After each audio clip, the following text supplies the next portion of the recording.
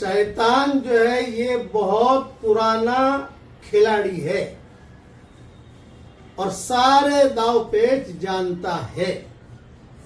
اس نے جمع کیا ایک مرتبہ اپنے ستونگڑوں کو اور بیٹھ کر کہا ہاں بھائی کارگزاری سناؤ. تو نے کیا کیا کہ میں نے نماز چھوڑوائی, کچھ کام نہیں کیا.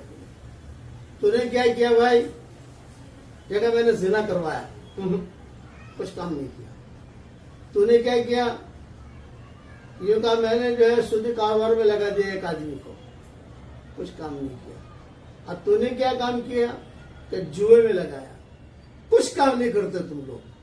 ایک لنگڑا شیطان پیچھے بیٹھا تھا, شیطونگڑا, وہ کھڑا ہوا. اس نے کہا صاحب میں نے بھی ایک کام کیا ہے. کہ کیا کام کیا بھائی تو نے؟ کہا میں نے میاں بیوی میں لڑائی کرا دی. ارے واہ واہ واہ واہ واہ, آجا آجا آجا آجا آجا. اسے گلے سے لگایا, چمٹایا اور کہا کہ بالکل تو نے بڑا کام کیا, جو فتنہ کرایا, توڑ کرایا.